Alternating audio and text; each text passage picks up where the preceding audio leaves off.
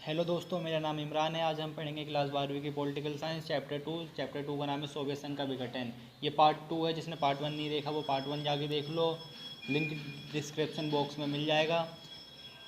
हमारे चैनल को सब्सक्राइब करें, खान स्टडी पॉइंट को। इस वीडियो को लाइक कमेंट और अपने दोस्तों के पास ज़्यादा से ज़्यादा शेयर करें ताकि उनके पेपर की भी तैयारी हो पाए। हमने इससे पहली वाली वीडियो में देखा था सोवियत संघ का गठन कैसे हुआ था। सोवियत संघ का गठन 1917 में हुआ था, बोल्शेविक क्रांति के बाद। इसको 15 अलग अलग देशों को मिलाकर बनाया गया था। और सोवियत संघ की प्रणाली क्या थी वो भी हमने देखा। सोवियत संघ की आर्थिक विशेषता हमने पढ़ा। सोवियत संघ की राजनीतिक विशेषता भी देखी। सोवियत संघ की राजनीतिक विशेषता ये थी कि वहाँ पे केवल एक ही पार्टी का शासन था। सोवियत संघ में कम्युनिस्ट पार्टी का सिर्फ शासन था। पूंजीवाद, निजी स्वामित्व तथा मुक्त व्यापार का विरोध किया जाता था। किसी अन्य राजनीतिक पार्टी को बनाने की कोई छूट नहीं थी। आज हम देखेंगे सोवियत संघ का इतिहास। आज हम मिखाइल गोर्बाचेव के बारे में जानेंगे और इन्होंने क्या राजनीतिक सुधार किए, इन्होंने आर्थिक सुधार भी किए। मिखाइल गोर्बाचेव द्वारा सोवियत संघ में सुधार के लिए दो नीतियां, ग्लासनोस्त खुलापन तथा पेरोस्त्राइका पुनर्रचना बनाई गई, जिनका प्रमुख उद्देश्य सोवियत संघ में शांति लाना था। इन्होंने दो राजनीतिक सुधार किए। लोकतंत्र को इन्होंने बढ़ावा दिया। लोकतंत्र को बढ़ावा कैसे दिया? वहाँ पर पहले किसी भी पार्टी का शासन नहीं था। सोवियत संघ में केवल एक ही पार्टी का शासन था, लेकिन लोकतंत्र के आने से वहाँ पे कई पार्टियों का उदय हुआ। अफगानिस्तान और पूर्वी यूरोप से सेना को वापस बुला लिया गया। मिखाइल गोर्बाचेव के शासनकाल में अफगानिस्तान और पूर्वी यूरोप से सेना को वापस बुला लिया गया था। जर्मनी के एकीकरण में सहायता की थी। और इन्होंने आर्थिक सुधार किए। हथियारों की होड़ पर रोक लगा दी गई। हथियार की होड़ जो अभी तक चलती हुई आ रही थी उस पर मिखाइल गोर्बाचेव ने रोक लगा दी। आर्थिक विकास को बढ़ावा देने के प्रयास किए। निजीकरण को भी बढ़ावा दिया। इन्होंने निजीकरण को भी काफ़ी बढ़ावा दिया। अब देखेंगे सोवियत संघ का विघटन में मिखाइल गोर्बाचेव की क्या भूमिका थी। गोर्बाचेव ने सोवियत संघ में सुधार लाने की कोशिश की, पर उनके प्रयास पूरी तरह से असफल रहे। सोवियत संघ में सुधार लाने के लिए मिखाइल गोर्बाचेव ने कई कोशिशें की, परंतु उनकी कोशिश असफल रही। वह लोग जो ये सुधार चाहते थे उन्होंने कहा कि सुधार बहुत धीरे धीरे हो रहे हैं, और जो इन सुधारों का विरोध कर रहे थे इनका विरोध करते रहे। सोवियत संघ में मिखाइल गोर्बाचेव ने कई सुधार किए, परंतु वहाँ के लोगों को ये बहुत धीरे लग रहा था। वो चाह रहे थे कि एक ही बार में सुधार हो जाए। इस वजह से गोर्बाचेव ने कहीं से भी समर्थन नहीं मिला। इसी कारण गोर्बाचेव को कहीं से भी समर्थन नहीं मिला। सभी लोग उनका विरोध करने लगे। 1989 बर्लिन की दीवार गिरने के साथ ही सोवियत संघ के विघटन की शुरुआत शुरू हो गई। जो बर्लिन की दीवार गिरी थी 1989 में गिरी थी। आपको ये डेट याद रखनी है, पेपर में 1 नंबर का पूछा जा सकता है। और सोवियत संघ का विघटन पूर्ण रूप से 1991 में हो गया था। अब देखेंगे सोवियत संघ के विघटन के क्या कारण थे। ये मोस्ट इंपोर्टेंट क्वेश्चन है। पेपर में 6 नंबर का पूछा जा सकता है, 4 नंबर का भी पूछा जा सकता है। आपको ये याद रखना है। स्क्रीनशॉट लेना चाहे तो स्क्रीनशॉट भी ले सकते हैं। लोगों की आकांक्षाओं को पूरा ना कर पाना। जो सोवियत संघ में शासक था जो सोवियत संघ में, वो लोगों की इच्छाओं और आकांक्षाओं को पूरा नहीं कर पा रहा था। नौकरशाही का शिकंजा था वहाँ पे। वहाँ की शासन व्यवस्था में कई सारी कमियां थी। उसमें एक कमियां ये थी, नौकरशाही का शिकंजा था वहाँ पर। कम्युनिस्ट पार्टी थी। कम्युनिस्ट पार्टी बहुत ही खराब होती जा रही थी। तानाशाही सरकार होती जा रही थी। कम्युनिस्ट पार्टी का दबदबा था। जब किसी देश में एक ही पार्टी का दबदबा होता है तो उसमें शामिल सभी नेता भ्रष्टाचारी करने लग जाते हैं। वो लोगों की इच्छा और आकांक्षाओं को पूरा नहीं कर पाते, और हथियारों के निर्माण में अत्यधिक खर्चा बढ़ने लग गया था। जो सोवियत संघ था वो हथियारों के निर्माण में अत्यधिक खर्चा करे जा रहा था, जिसके कारण वहाँ के लोगों को रोजगार नहीं मिल पा रहा था। वहाँ के प्राकृतिक जो वस्तुएं थी उनका प्रयोग हथियार बनाने में किया जा रहा था। इससे कारण पर्यावरण को भी काफ़ी दूषित का सामना करना पड़ रहा था। पश्चिम देशों से पिछड़ जाना, और सोवियत संघ पश्चिम देशों से पिछड़ता जा रहा था। ये भी एक इसके विघटन में काफ़ी महत्वपूर्ण भूमिका निभाई। रूस का दबदबा, कम्युनिस्ट, वहाँ पे हमने देखा कि सोवियत संघ में 8 गणराज्य को मिलाकर सोवियत संघ को बनाया गया था। प्रमुख जो इसमें सबसे दबदबा था वो रूस का दबदबा था। जो 15 देश थे उसमें सबसे ज़्यादा प्रमुखता रूस को दी जा रही थी। ये भी एक सोवियत संघ के विघटन में काफ़ी महत्वपूर्ण भूमिका निभाता है। अर्थव्यवस्था का रुक जाना, जब ये हमने सारे यहाँ पे देखे लोगों की इच्छाओं को पूरा न कर पाना, वहाँ के नौकर शाही का शिकंजा था, कम्युनिस्ट पार्टी का दबदबा था, हथियारों के निर्माण में अत्यधिक खर्चा बढ़ने लग गया था, पश्चिम देशों से बिछड़ गया था और रूस का दबदबा था, तो वहाँ पे अर्थव्यवस्था तो वहाँ की रुकी जाएगी। ये भी अर्थव्यवस्था भी वहाँ पे एक महत्वपूर्ण भूमिका निभाता है सोवियत संघ के विघटन में। अर्थव्यवस्था और लोगों की आज़ादी की भावना का उठना, जो सोवियत संघ में लोग थे अब वो आज़ादी की मांग करने लग गए थे, उनमें आज़ादी की भावना उत्पन्न हो गई थी। तत्कालीन कारण भी कई सारे थे वहाँ पर, लोगों के मन में आज़ादी की भावना का उभरना, गोर्बाचेव के सुधार की नीति भी सोवियत संघ के विघटन में काफ़ी महत्वपूर्ण भूमिका निभाती है। आज हम देखेंगे अब देखेंगे कि सोवियत संघ के विघटन के क्या क्या परिणाम हुए। पहला सबसे प्रमुख परिणाम था शीत युद्ध की समाप्ति हो गई। जो शीत युद्ध था वो दो महाशक्तियों के बीच में था, सोवियत संघ और अमेरिका। जब सोवियत संघ का जब अंत हो गया तो शीत युद्ध की भी समाप्ति हो गई। अमेरिका के सामने अब कोई दूसरी ताकत नहीं थी उसकी प्रतिस्पर्धा करने के लिए, इस कारण शीत युद्ध की भी समाप्ति हो गई। अमेरिकी वर्चस्व की शुरुआत हुई, अब पूरे अमेरिका का वर्चस्व हो गया। हथियारों की ओर की समाप्ति भी हो गई, अब कोई अमेरिका का प्रतिद्वंदी नहीं बचा, तो अब हथियारों की ओर की भी समाप्ति हो गई। सोवियत संघ तो पूरी तरह से समाप्त हो गया, सोवियत संघ का अंत हो गया। 15 नए देशों का उदय हुआ। ये 15 नए देशों का उदय कैसे हुआ? वो ऐसे हुआ कि जब सोवियत संघ को 15 अलग अलग देशों से मिलाकर बनाया गया था, जब सोवियत संघ का विघटन हुआ तो ये 15 देश आज़ाद हो गए और अलग 15 देशों का उदय हुआ। रूस सोवियत संघ का उत्तराधिकारी बना। जो रूस था वो सोवियत संघ का उत्तराधिकारी बना, रूस सोवियत संघ का उत्तराधिकारी बना और यूएनओ में सोवियत संघ की जगह रूस को स्थायी सदस्यता मिल गई। समाजवादी विचारधारा को झटका लगा। रूस में और सोवियत संघ में समाजवादी विचारधारा को प्रमुखता दी जाती थी, परंतु सोवियत संघ के विघटन के पश्चात समाजवादी विचारधारा को अत्यधिक झटका लगा और पूंजीवाद विचारधारा को अधिक बल मिला। अमेरिका में पूंजीवाद व्यवस्था मानी जाती थी और 1991 में सोवियत संघ के विघटन के पश्चात ही पूंजीवाद विचारधारा को अधिक बल मिला। और रूस में कम्युनिस्ट पार्टी पर प्रतिबंध लगा दिया गया। सोवियत संघ में कम्युनिस्ट पार्टी ने अत्यधिक हानि भी पहुंचाई थी सोवियत संघ को, और कई भ्रष्टाचारी लोग थे, भ्रष्टाचार फैलाया था और लोगों का शोषण करते थे। इसी कारण रूस ने कम्युनिस्ट पार्टी पर प्रतिबंध लगा दिया। सोवियत संघ से आज़ादी देशों ने लोकतंत्र तथा पूंजीवाद को अपनाया। जो सोवियत संघ में 15 देश थे उन्होंने आज़ादी के बाद लोकतंत्र को और पूंजीवाद व्यवस्था को अपनाया, इसी कारण पूंजीवाद को अधिक बल मिला। रूस को वह सभी अधिकार मिले जो कि सोवियत संघ के पास थे, जैसे कि संयुक्त राष्ट्र की सुरक्षा परिषद में सदस्यता, ये हमने देख रखा है आगे। रूस को वह सभी अधिकार प्राप्त हो गए जो सोवियत संघ के पास थे। यूएनओ संयुक्त राष्ट्र संघ की सुरक्षा परिषद की सदस्यता भी मिल गई, स्थायी सदस्यता। जो संधियां सोवियत संघ द्वारा की गई थी वे सभी अब रूस द्वारा निभाई जानी थी। अब देखेंगे शॉक थेरेपी। शॉक थेरेपी का अर्थ होता है आघात पहुंचाकर उपचार करना। 1991 में जब सोवियत संघ का विघटन हुआ तो नए बने देशों में पूंजीवाद व्यवस्था को स्थापित करने के लिए विश्व अंतर्राष्ट्रीय मुद्रा कोष द्वारा शॉक थेरेपी का निर्माण किया गया। क्योंकि सोवियत संघ समाजवादी विचारधारा पर बना था, इसलिए वे सभी उद्योग सरकार के अधीन काम किया करते थे। अब सोवियत संघ के विघटन के पश्चात इन सभी देशों में पूंजीवादी व्यवस्था की स्थापना की गई। शॉक थेरेपी के द्वारा सरकारी उद्योग को निजी हाथों में सौंप दिया गया। जो सोवियत संघ का अर्थ ये होता है आघात पहुंचाकर उपचार करना। 1991 में जो सोवियत संघ जब विघटन हो गया तो इससे जो नए देशों का उदय हुआ उन्होंने पूंजीवादी व्यवस्था को अपनाया और विश्व और अंतर्राष्ट्रीय मुद्रा कोष जो है इसने शॉक थेरेपी का निर्माण किया, जो 15 नए गणराज्य थे उनके विकास करने में। और शॉक थेरेपी के द्वारा उद्योगों का निजीकरण कर दिया गया। दूसरे शब्दों में गवर्नमेंट सेक्टर को प्राइवेट सेक्टर में बदल देना ही शॉक थेरेपी कहलाता है। अब शॉक थेरेपी के क्या उद्देश्य थे वो देखते हैं। राज्यों की संपदा का निजीकरण करना, मुक्त व्यापार को बढ़ावा देना, पश्चिम देशों की अर्थव्यवस्थाओं से जुड़ना।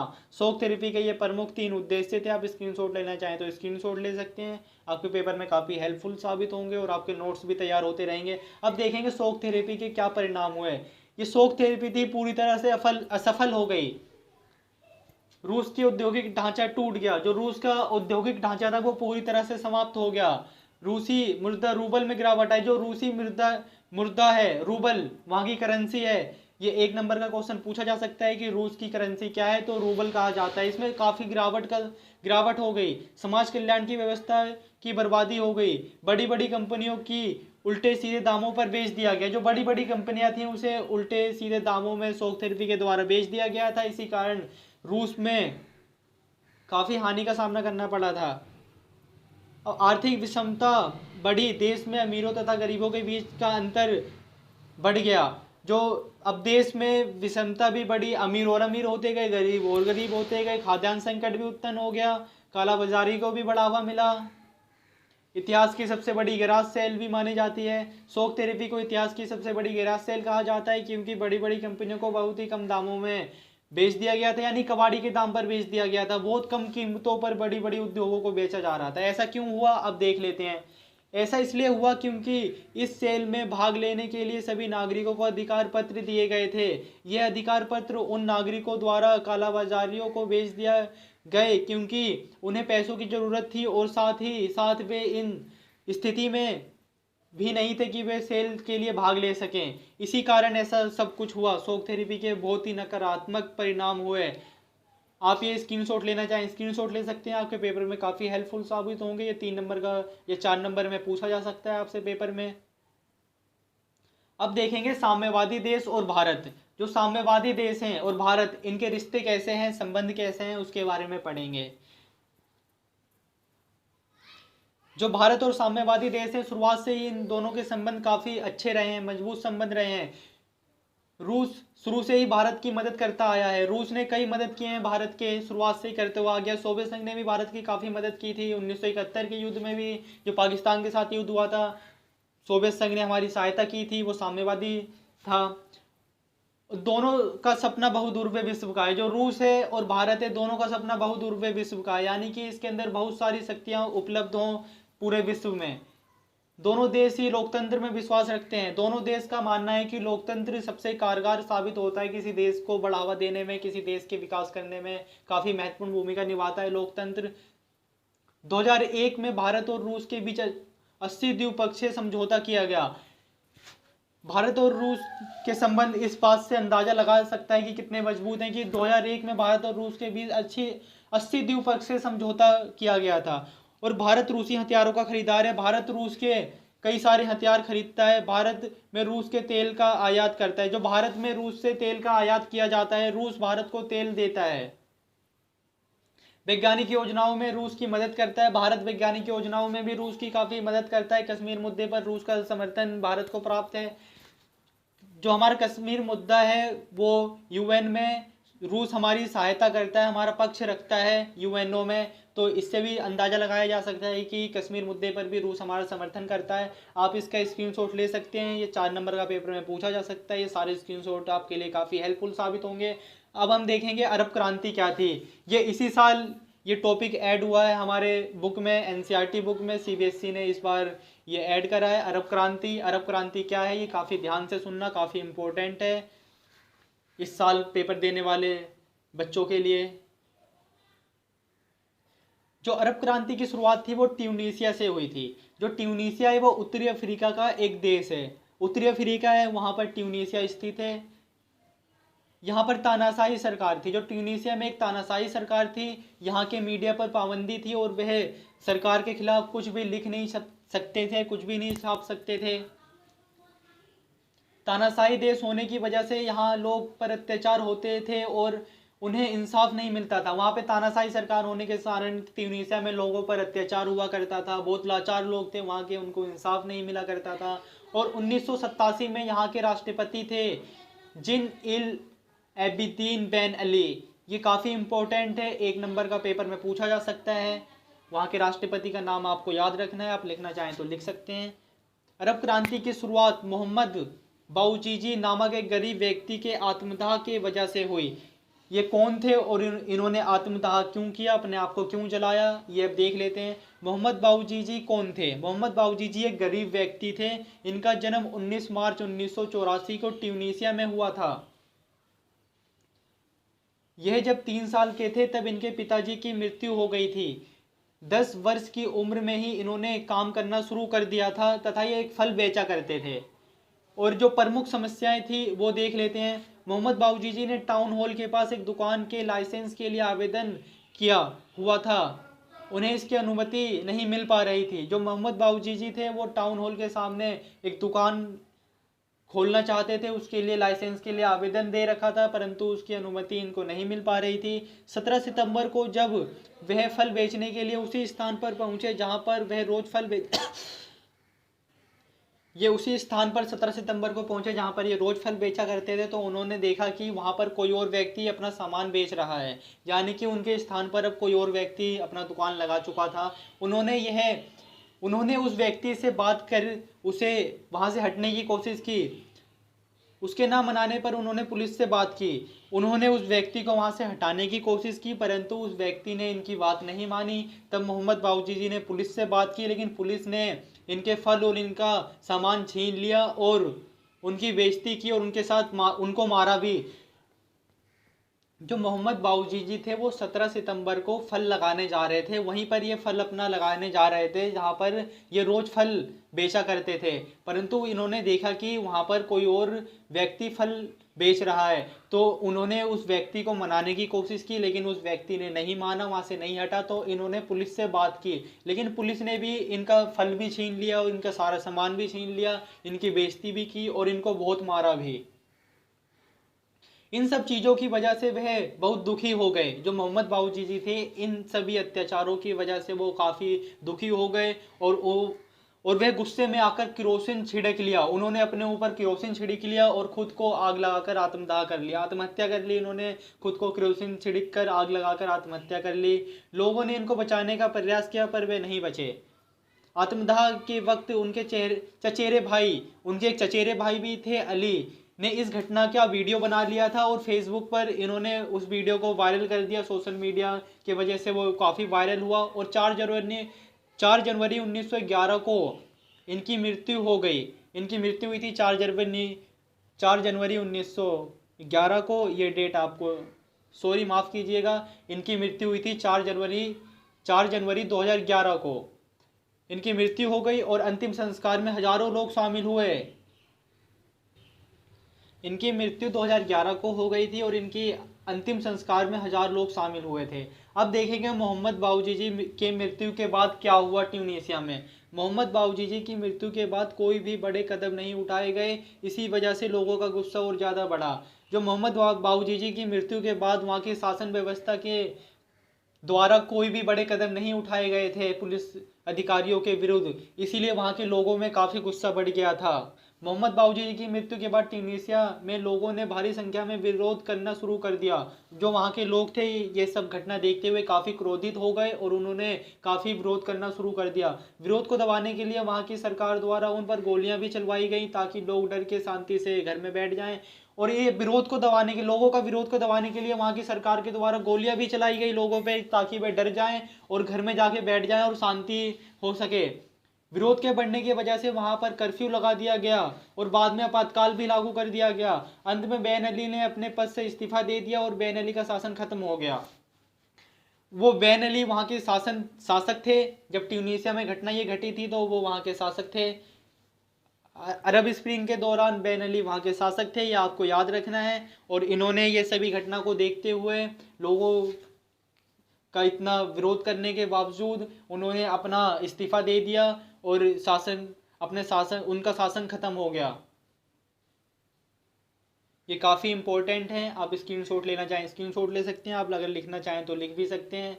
अब हम देखेंगे कि ट्यूनीसिया में विद्रोह क्यों किए गए थे। अब देखेंगे ट्यूनीसिया के लोगों ने विद्रोह क्यों किया, क्योंकि वहाँ पर गुस्सा था। लोगों में बहुत ज़्यादा क्रोध थे शासन व्यवस्था के खिलाफ। वहाँ पे तानाशाही सरकार थी, लोगों का अत्याचार हुआ करता था, भ्रष्टाचारी फैली हुई थी, गरीबी थी, बेरोजगारी थी। और मोहम्मद बाऊजी जी भी वहाँ पे प्रमुख कारण थे। इनके आत्मदाह के कारण भी लोगों को अधिक बल मिला। ये विरोध करने अरब स्प्रिंग को। ट्यूनीसिया में आंदोलन के सफल होने के बाद धीरे धीरे आंदोलन पूरी उत्तरी अफ्रीका और अरब देशों में फैल गया। और ये अरब स्प्रिंग के क्या परिणाम हुए ये हम अगली क्लास में देखेंगे। तो हमारे चैनल को सब्सक्राइब कर दें और बेल आइकन भी दबा देना ताकि सब, और अपने दोस्तों के पास ज़्यादा से ज़्यादा शेयर करना। और अभी स्क्रीनशॉट लेना चाहें तो स्क्रीनशॉट ले सकते हैं, आपके पेपर में काफ़ी हेल्पफुल साबित होंगे। और हमारे चैनल को सब्सक्राइब कर देना, बेल आइकन दबा देना, और जिसने फर्स्ट पार्ट इसका नहीं देखा फर्स्ट पार्ट जाके देख लेना। अब मिलते हैं नेक्स्ट वीडियो में।